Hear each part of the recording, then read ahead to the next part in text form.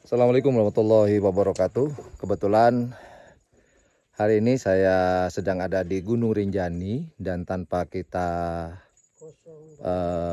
rencanakan, ini semua kehendak Allah, saya bisa dipertemukan dengan beliau.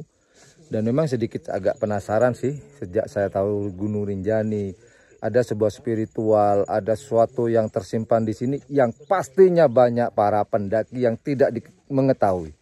Dan saya yakin orang Lombok pun banyak yang tidak tahu. Bisa jadi, tapi mohon maaf jika kalian sudah tahu. Nah, share video ini, tentang video ini yang saya posting di channel YouTube Freeman Adventures, hanya ingin memberikan sebuah edukasi dan mengorek informasi. Dan kebetulan di sini ada pendaki lokal dan saya sudah minta izin kepada beliau dan beliau mengizinkan untuk saya wawancara. Simak video kami dengan pendaki lokal seperti ini. Bapak, kalau boleh saya tahu dengan Bapak siapa ini, Pak? Pak Iwan. Pak Iwan. Pak Iwan adalah pendaki tradisional ya? Iya. Kalau sebutan di Lombok itu pendaki apa namanya? Iya, Lokal ya? Lokal gitu ya, Pak? Iya. Nah, Pak, kita pernah dengar nih, Pak, bahwa puncak Gunung Rinjani di 2726 ya. Itu bukan puncak sebenarnya. Ya, itu menurut kan kita ada dua. Ya. Yang pertama kita dalam pencarian itu zahirnya kan istilah tetap kita itu yang kita akui. Tapi orang ini kan secara persandingan batinnya itu ada di sebelah. Bukan yang kita tempatin itu, bukan. Pak. Maksud, oh gitu. Sebenarnya itu kan tidak bisa orang daki kalau ke sana tuh. Yang mana nih, Pak? Yang aslinya. Yang aslinya. Aslinya yang dinamakan puncak itu tidak bisa orang datang ke sana. Kenapa ya, Pak? Kalau boleh tahu? Karena tebing. Oh. Karena tebing dan lain itu kan tidak bisa kita ke sana. Karena dia meruncit begini dia. Maaf, begini dia. Di situ meruncit. Oh. Kalau nasib saya pernah ambil kayu di situ. Masih di rumah kayunya sepanjang segini. Itu pernah ambil kayu di sana. Kayu ada kayu, orang taruh kayu di situ, tetapi tidak tahu siapa yang taruh. Saya pergi ambil ke situ. Dan di situ tuh ada batu, ada batu rata tipis, rata. Di atasnya di situ itu ada rata. Iya, Pak. Di situ kita bisa duduk. Di situ duduk ya santai.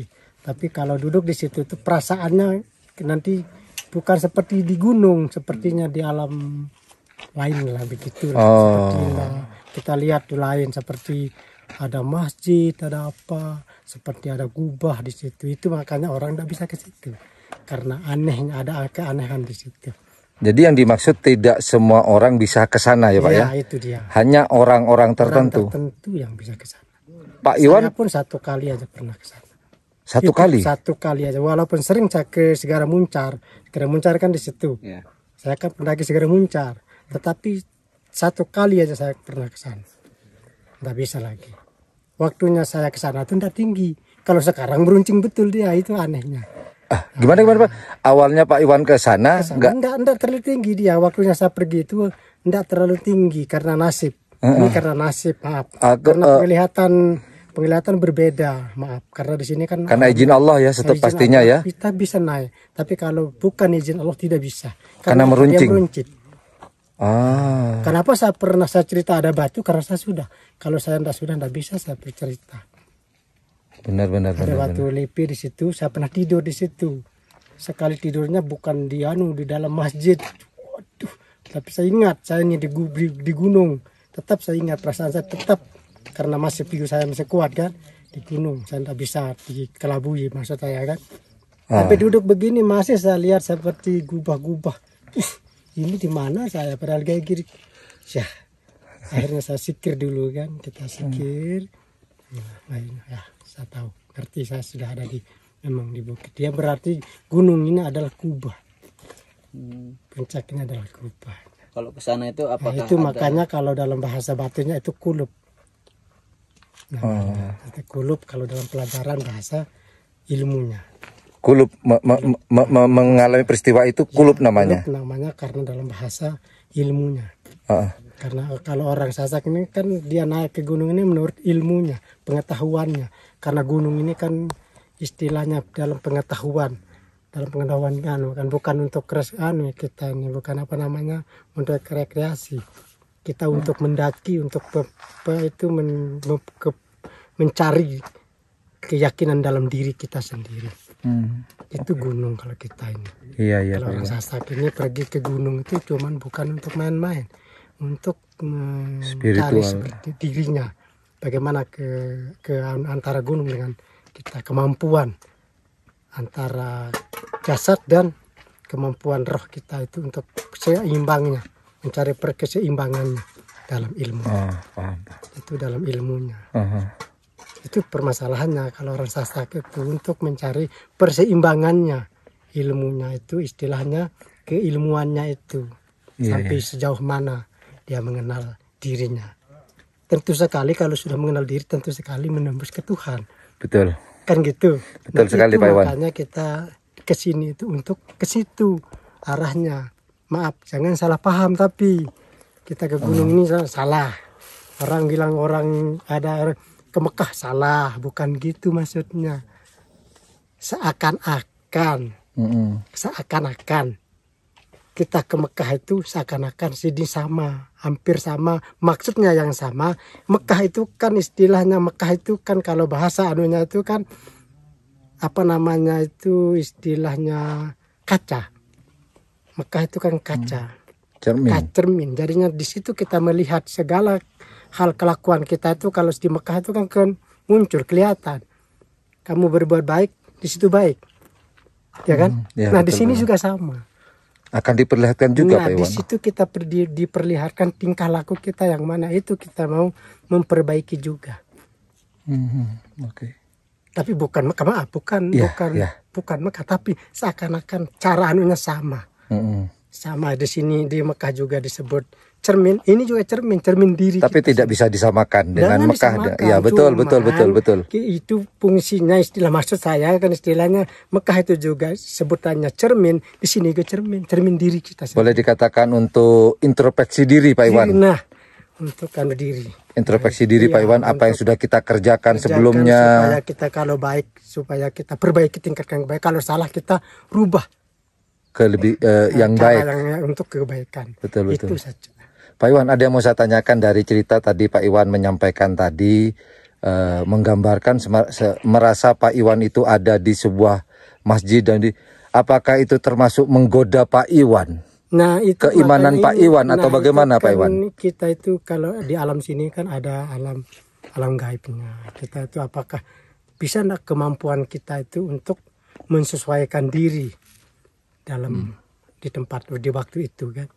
Kalau kita kurang kekuatan batin, kurang menguasai iman, batin, tentu sekali kita terjebak karena kita lupa kan. Oh ini, padahal kita mendaki, padahal pas kita ada di sini begini, lupa. Nah justru itu kita harus memperkuatkan keimanan diri dalam diri kita sendiri. Kalau sudah iman kuat, ketuhanan kita kuat, tentu sekali itu tidak bisa ganggu kita, tidak ada yang bisa, karena manusia itu adalah yang tertinggi dari segala-galanya. Iya. Bahkan malaikat disuruh sujud kan. Betul. Adam, kan?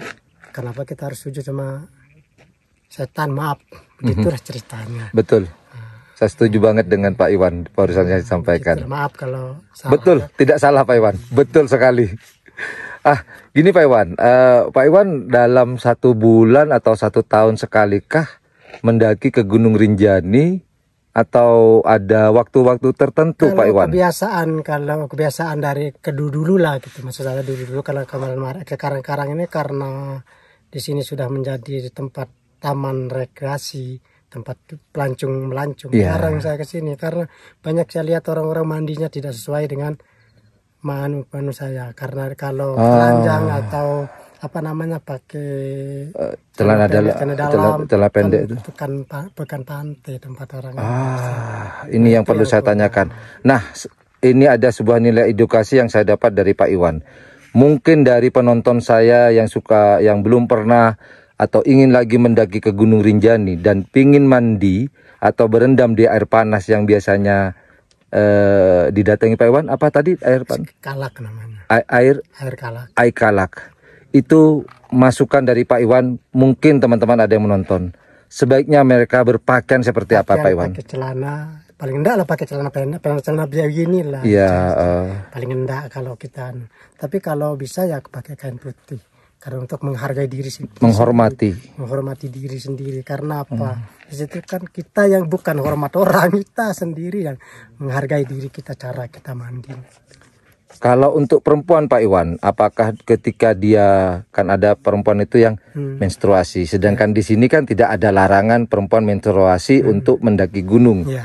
Sedangkan ada beberapa gunung di Pulau Jawa melarang untuk perempuan yang sedang menstruasi untuk mendaki gunung. Maaf, sebetulnya di sini pun tidak boleh orang kotor. Disebut orang kotor, tidak boleh.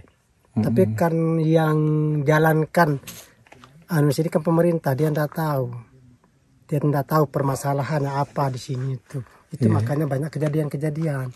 Sebetulnya tidak boleh orang kotor, kita tidak boleh kotor. Sedangkan iman kurang pun kita rasa di sini. Iya. Oke Pak Iwan, informasi yang sangat luar biasa Pak Iwan. Maaf. Ya, kalau boleh tahu Pak Iwan, pertanyaan terakhir Pak Iwan, sudah berapa lama Pak Iwan mendaki dan sering berkunjung ke Gunung Rinjani ini? Apakah? Nggak bisa saya hitung karena dari tahun 80-an. Umur berapa kira-kira waktu itu Pak Iwan? Kalau tidak salah sekitar 15-an gitu. 15 tahun? 13-15 lah gitu. Ya, setara SMP Pak Iwan ya? Ya gitu.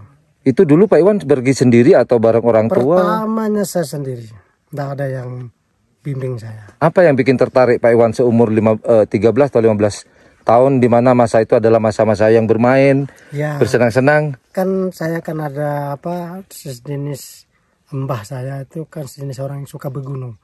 Saya punya mbah. Jadinya dia itu suruh, jadinya kalau dia suruh itu kita tidak berani bantah. Dia bilang pergi ke Gunung Rinjani sana pergi.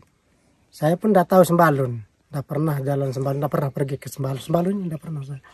Terus saya disuruh ke gunung. Pada waktu itu ya Pak Iwan? Ya. Jadinya saya tiba-tiba disuruh, diperintah, saya langsung pergi. Akhirnya sorenya diperintah, paginya saya berangkat. Nah, saya berangkat paginya tuh sampai di sini. Saya kan belum tahu kan lewat sana dulu, belum ada jalan yang di sini, di atas sini, lewat sana lewat Koko Putih. Koko Putih namanya di sana tuh kan. Nah lewat situ akhirnya saya kelewatan, hendak turun di sini, kelewatan ke ke pasar Sembalun besar sana. Iya. Akhirnya saya kernetnya tanya, sopirnya tanya mau kemana? Mau ke gunung. Oh kamu salah turun. Kenapa tidak turun sana tadi? Ya, saya tidak tahu. Mau ke gunung nggak tahu.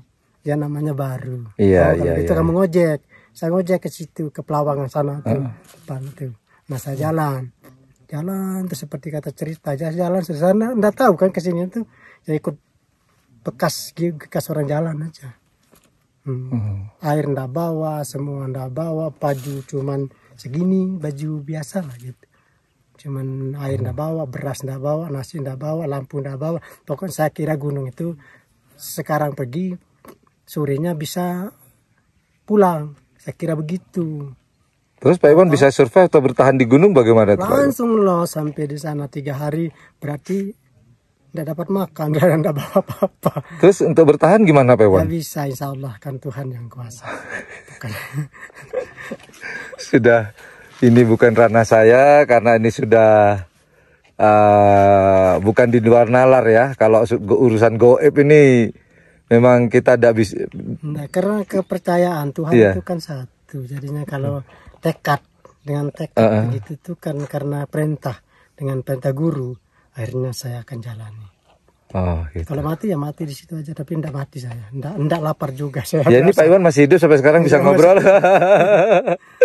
Oke Pak Iwan, terima kasih banyak atas share berbagi ilmunya, informasinya pada kita semua. Terima kasih banyak Pak Iwan. Terima kasih banyak Pak Iwan. Terima kasih Pak Iwan.